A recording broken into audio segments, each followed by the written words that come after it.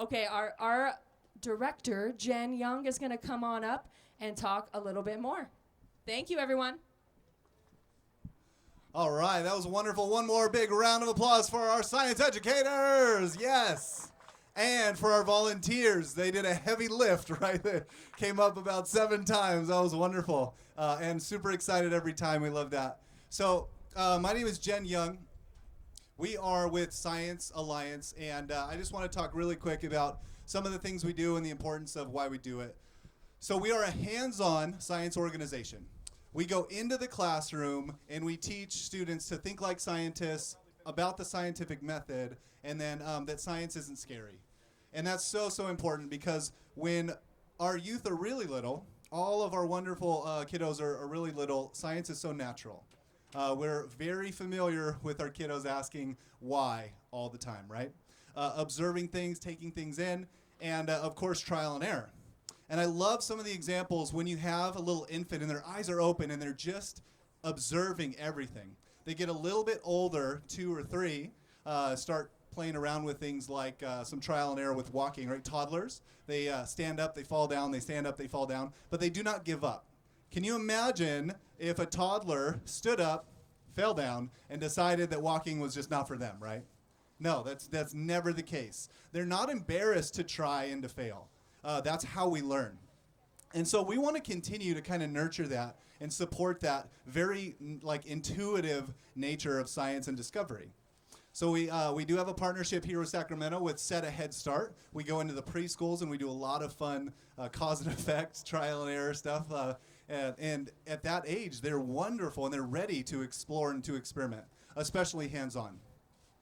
So I feel like I don't have to go into too much depth as why science is important for this audience, but it is so important for our youth and for our adults, right? Science literacy, creating problem solvers and free thinkers is really, really important for our society. So not to mention that our scientists drive society, right?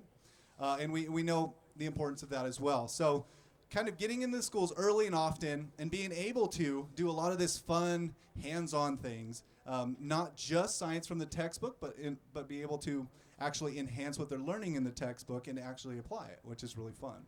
So Science Alliance, we just started full-time this year, and we are now vendors and partners with 20 different school districts in Northern California, including Sacramento, Natomas, Elk Grove, Lodi, Stockton, Manteca.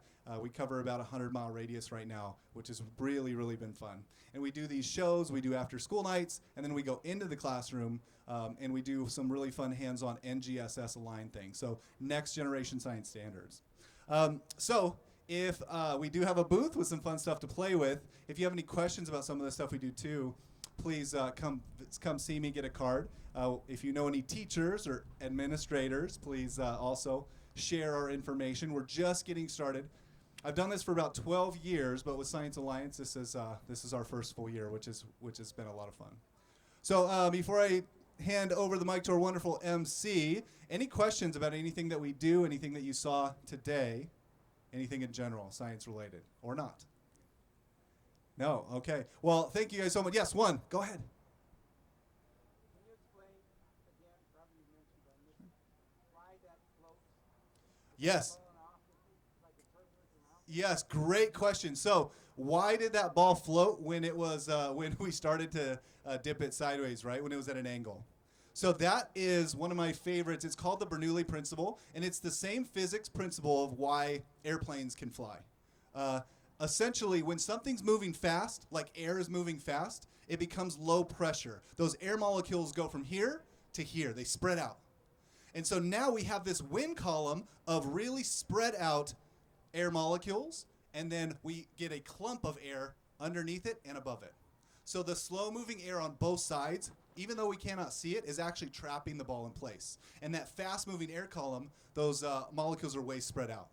So, and that's called the Bernoulli principle. The same type of thing happens on an airplane wing. We actually get more air going over the top of the airplane wing and less air under the bottom, which kind of clumps under there and creates lift. So, yeah, really great question. And it's cool because all of that is happening right at the molecular level with air, with gas, which is invisible. So it looks like it is magic, which we know it is not, right? It is science. So great question. I love that. Anything else about some of the stuff we did? A little more deeper dive into some of the experiments? No, awesome. Hey, well, thank you so much. We are happy to be here. This has been a really fun event. And let's do one more big round of applause for science. Thank you, and MC. Yes, social media. So at Science Alliance, we have everything, TikTok, Instagram, Facebook, all that good stuff. So at Science Alliance. And also, we've been tagging Freethought Day with some of our fun stuff. So if you're looking at some of those photos, you see us and should see our tags as well. Yeah, thank you. Great.